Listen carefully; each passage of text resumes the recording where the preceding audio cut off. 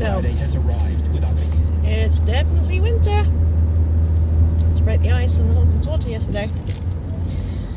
Now our body's needs change over the winter. The days are shorter, which affects our circadian rhythms, and they're the rhythms that we go through every 24 hours. So we basically go into hibernation mode. And many years ago, we used to live by our rhythms, so we would go to sleep when it was dark, wake up when it was light. But nowadays we try and live a 24-hour lifestyle, and that's what causes an awful lot of our health issues, especially sleep problems, because we're trying to go against our body's natural rhythms.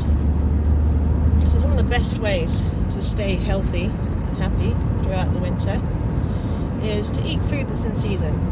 So even if you're trying to lose weight or maintain weight, whatever, eat food that's in season. You know, we're not really designed to eat salads and things like that this time of year. You know, we need casseroles, curries even, and stuff like that, warming foods to warm us up from the inside out. So things that are in season, all your root vegetables, your carrots, your sweet potatoes, kale, things like that. All those sort of hearty vegetables to make a stew or soups, that sort of thing, to give your body the nutrients it needs. I mean, nowadays we are able to get pretty much every sort of fruit and vegetable throughout the year, but a lot of them are grown in artificial conditions, and so they may not have as many nutrients as vegetables that are in season. So it's better off, and nature has provided for us. It's provided food throughout the year. So if we were designed to eat salad in winter, then nature would grow salad in winter. So eat food that's in season, and make sure there's plenty of colour on your plate. Instead of counting calories, count nutrients, count colours. So, and don't be boring with your food. You know, a lovely casserole with lots of different vegetables in can be really healthy and nutritious and filling. So even if you're trying to lose weight, then you don't need to deny yourself. You shouldn't be denying yourself anything. Just make sure it's proper, nutritious food. And by proper food, I mean not stuff that's come out of a packet or a tin. You know, healthy food, meals that you cook from scratch. And you can easily cook food. I never take more than maybe 20 minutes to prepare a meal. You know, I'm a big fan of one pot stuff, you know, stuff you bung all in one pot, let it simmer. You know, eating healthily doesn't have to be boring, and it doesn't have to be time consuming. You just need to buy the right foods, find a few easy recipes, and away you go. And by eating a wide variety of vegetables, you're also providing your body with the nutrients that it needs. Also, keep drinking water. I know in the winter we don't want to drink as much water, but it's really important to keep your water intake up. And I'm afraid 10 cups of coffee a day doesn't count, because after a while, after about 2 cups of something like tea or coffee, it almost becomes a diuretic, which makes you urinate more, so you're not actually holding onto the moisture, so you're not getting the benefit of it. So still drinking just plain water, several glasses a day. It'll help flush toxins out, it'll keep your skin looking healthy, and again boost your immune system. And also, quite a lot of the time when we think we're hungry, it can actually be a sign of dehydration. Other times, another sign of dehydration is actually feeling tired and sluggish. So when you're feeling really tired and sluggish, try having a glass of water instead. So instead of reaching for a cup of coffee, try having a glass of water, wait 5-10 minutes, then see how you feel.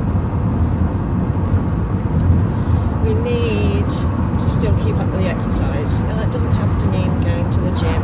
That can be something as simple as going out for a walk at lunchtime, which also means you get fresh air and sunshine. If you work in an office or something doing a 9 to 5, you're not going to get as much exposure to the sunshine during the winter, because it's probably dark when you leave for work, dark when you come home. And that can also lead to you becoming deficient in vitamin D. So getting a good dose of sunshine will help top up your vitamin D levels, and will also help prevent you developing conditions such as seasonal affective disorder. So go out in your lunchtime, or go out first thing in the morning before you go to work. Go for a brisk walk, which will help your fitness and keep your immune system in tip-top condition, as well as giving you your dose of vitamin D. And exercise is also another brilliant way of keeping on top of things like seasonal affective disorder, low mood, anxiety, etc. Exercise, any kind of exercise, active. And so you don't have to think of exercise as going to a class or going to the gym. Anything that you are physically active, cycling, power walking, anything that gets your heart pumping harder and your heart rate up, your lungs working more efficiently. Even if you've got conditions like asthma, exercise is imperative really to keep. Your lungs are muscles, and like any other muscles, they need to be strengthened, they need to be toned, and you can improve breathing conditions by exercise. Building up gradually, get to the point where you're slightly out of breath, but not so that you can't breathe, and work on it from there. And as I say, it'll improve your mood, it'll keep your weight steady, it will boost your mood, boost your immune system, and help keep you healthy. The other good thing is if you do your exercise at lunchtime, because I know what it's like in the evening, you get home, it's dark, it's cold, you don't want to go back out again, you don't want to go to the gym, you want to snuggle up in front of the telly. I don't know what that's like, but I know a lot of you guys do. So go out at lunchtime, go out on your lunch break, go for that walk to a cafe in a while, 10-15 minutes away, so you get exercise and your sunshine. Then you can go home and rest.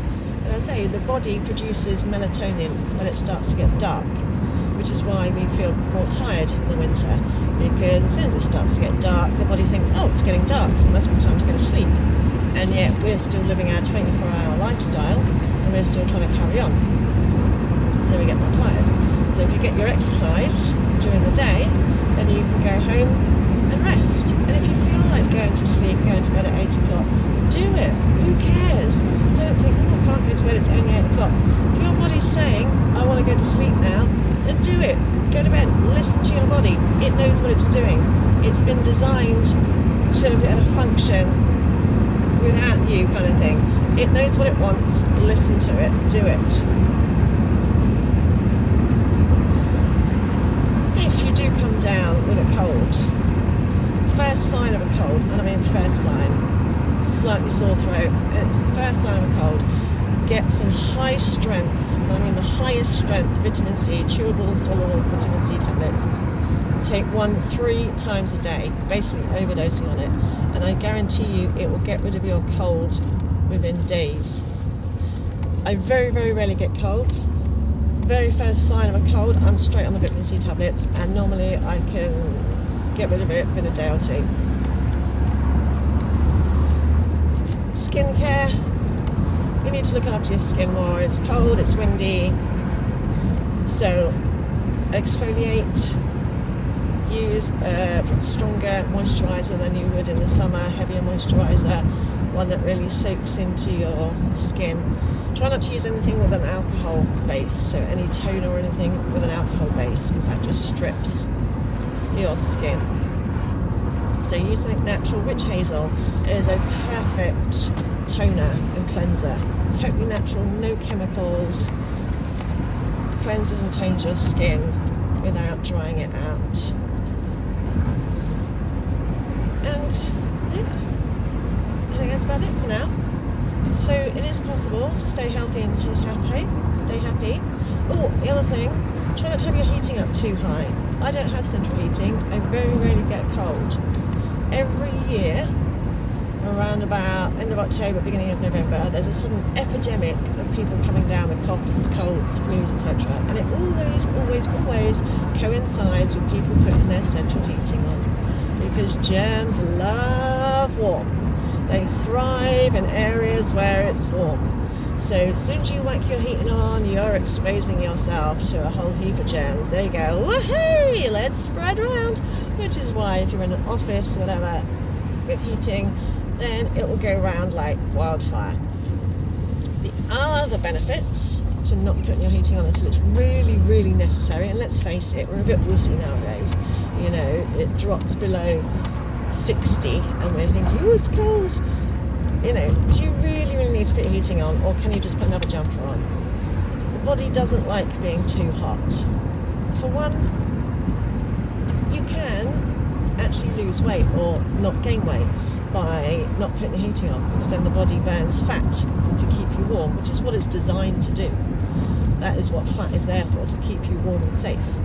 But when you whack your heating up, then you're not using up your fat stores, and so you're just going to build more and more fat stores and get fatter and fatter. Even if you're a healthy weight, you may still have excess body fat, subcutaneous fat. So really ask yourself, do I really need to put my heating on, or can I just put a jumper on or get a hot water bottle?